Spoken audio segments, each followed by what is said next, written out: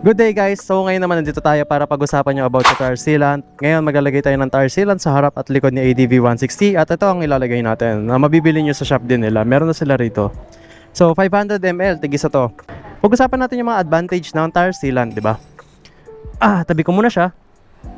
So guys, ang advantage ng tire sealant is pag nasa kalsada kayo at kayo kunyari ay napako, hindi kayo ganong kakabahan. Lalo na kung mahilig kayo mag long drive, mag Ilocos Norte, mag Baguio, katulad ng mga ginagawa natin. Punta kayo ng Legazpi, Albay, kasi may tire sealant na sasalo sa inyo. So yung purpose po ng tire sealant natin para pag may napako kayo rito at hinugot nyo yung pako, hindi basta-basta lalabas yung hangin kasi matatakpan siya ng tire sealant. Pero wag nyo pong uhugutin muna yung pako. Kasi ang nangyari sa PCX 160 ko, actually hindi sa akin, yung kay tatay, may pako siya. So guys, ito yung PCX block ni tatay. Papakita ko lang sa inyo yung kung saan napako yung gulong. So yan guys, if nakikita nyo, dyan napako yung gulong. Ayan yung pako.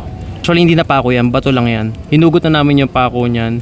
Tapos tinakpan na lang ng maliit na bato para alam namin kung nasan yung butas niya. Tapos ang ginawa pala namin dito, bago ko siya i-upload yung video na to, inantay natin mag 1 month kasi tinitignan ko every week yung hangin niya kung nababawas para malaman natin kung gumagana yung tire sealant niya. So ganun nga lang ginawa namin, pagkahugot ng pako, ilalagay mo lang siya sa ilalim, tapos iikot mo ng 2 beses, tapos ilalagay mo lang ulit sa ilalim hanggang sa bumaba yung tire sealant para matakpan siya. Hindi nyo po kailangan bumili ng bagong gulong. Tire sealant lang po, okay na yon para matakpan yung gulong nyo na nabutas. Kailangan, once every 6 months, kailangan palitan nyo yung sealant na nasa loob kasi na-expired din yon. Anyari? Sagad na rin yung brake pad. So kinakain na yung So ito, papalitan na rin pala yung brake pad natin kasi kinakain na raw yung disc brake. Sakto, ayun, maganda rito kasi na-inspect din nila.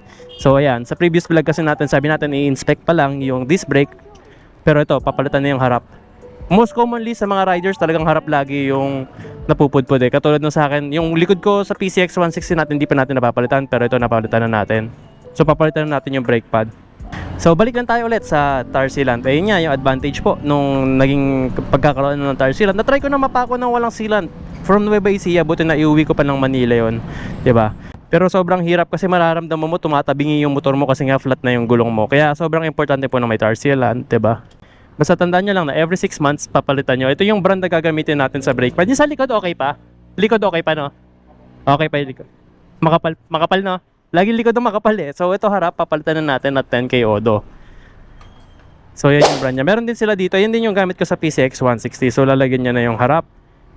Basta tandaan nyo lang guys, every 6 months papalitan nyo na lang yung tire sealant sa loob. Magkano yung tire sealant? 130 for install na yun. 130 kasama na install. So guys, 130 kasama na yung install niya. Pero ang disadvantage lang ng tire sealant sa experience ko sa parehas na motor namin ng tatay ko, laging nagbabara yung sa pito. Ano tawag dun sa sa pito, yung pinapalitan dito pag nagbabara? Valvula. Valvula yun. Yung valvula laging pinapalitan. Lagi akong pupunta ng vulcanizing shop para palitan yung valvula. Tapos 20 pesos din kasi palit nun. Kasi pupunta ka sa gasoline station tapos ay gumana nung nag-e-error yung tire pressure kasi nga nagbabara doon. Pero kapaan lang yun, tansyahin mo lang din. Huwag mo basta kagad palitan yung valvula nung nasa loob ng pito. Pag nasira naman yung pito nyo, pwede nyo rin papalit sa mga motorcycle store yun. Nasa 170 ata, mga ganyan yung presyo ng buong pito na yun.